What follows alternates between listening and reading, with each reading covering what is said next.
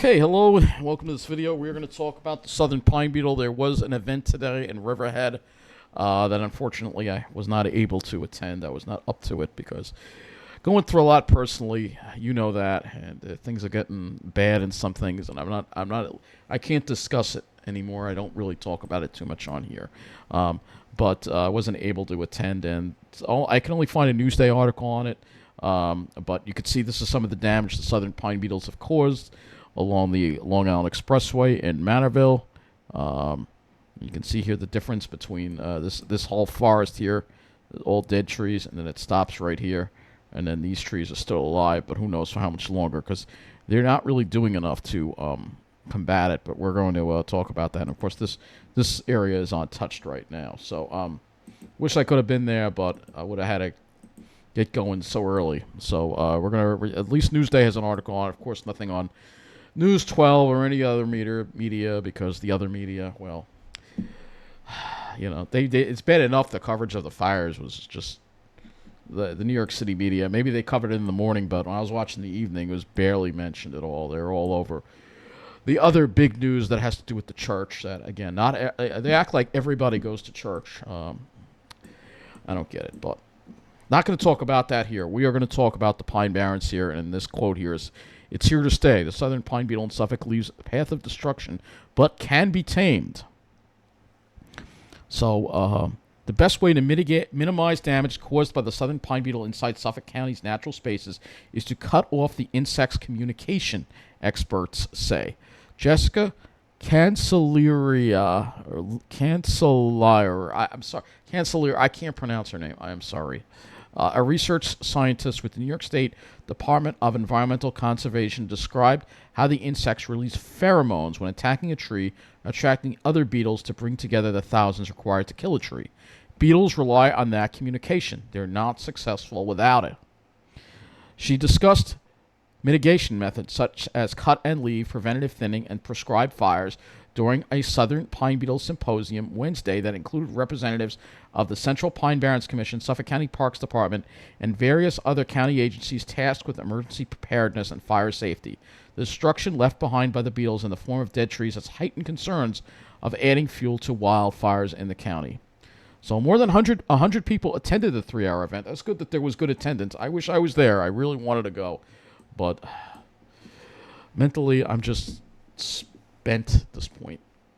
So, more than 100 people attended the 3-hour event at Suffolk Community College in Riverhead. County officials have said the March brush fire in West Hampton that burned about 400 acres has highlighted the importance of forest management and underscores the risk the southern pine beetle poses.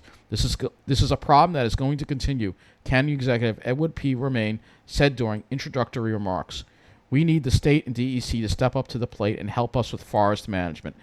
Thank you, Ed Romaine. So he's been saying everything that I've been saying. The state needs to step up.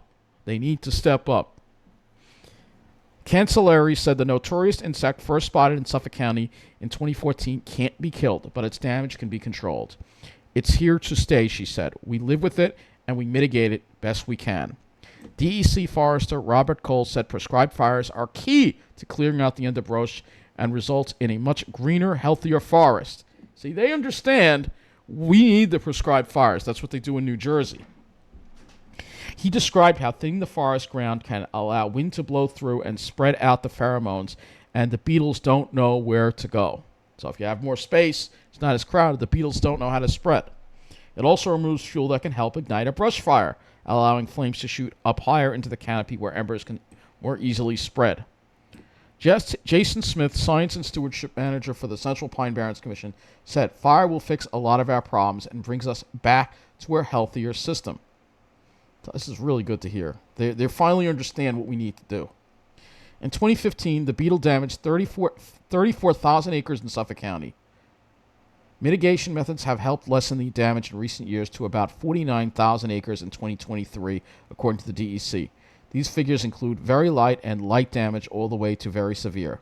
At South Haven County Park in Yaphank, site of one of the first outbreaks, tens of thousands of trees have been destroyed over 10 years as an example. Diana Lynch, a principal environmental analyst for the county's Parks Department, said the dead trees left behind by the beetle have altered the landscape of many of our parks. Forest health management will be our best protection against southern pine beetle and any future threat, she said. Ecologists told Newsday after the March fire in the Long Island's pine barrens have burned too little in recent years.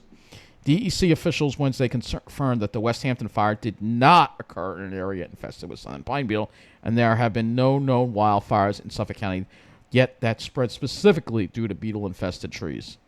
Cancelleri said there have been examples out west with similar insects causing serious damage that's been implicated in wildfires. So an article from Newsday. Wish it was longer, and I wish I was there. I would have filmed the whole thing, but I'm sorry I wasn't able to do that for you. I really did want to do that for you because the coverage in the media is they don't even have this on the front page. I mean, you go over here, it's not even on the front page. Gilgo. Yeah, I mean, it barely gets anything. All right, they mentioned the wildfire smoke from New Jersey. And then we go to News 12. They don't even cover it on News 12. The Las Vegas Sands. There was a brush fire at West Hills County Park today. They don't even have a video of it. They didn't even send a report, not even a video. Call came in after 5 p.m. So this is yeah, you can see nothing about this. Nothing about this meeting here. And the city stations will be the same thing. I can go to 7 online and let's see. Let's see what they got here. Yeah, they're not covering it either. Go to CBS New York. Let's see. All right, well, at least they have. All right, they have something, so they're covering a wildfire at least. I guess they're doing a better job here, at least on their page. But nothing on this, though. Nothing on this. Nothing about. Nothing from any of the Riverhead things either about this. Hopefully, they'll have something more. I was really hoping that there would be a little more coverage and maybe a link to a video of the symposium. I should have been there. I should have provided you that video. I am very sorry about that. So that is going to wrap things up. And I do what I can for the Pine Barrens, but I'm going through my own emotional problems right now that you all know too well. So that is it. Thank you for watching.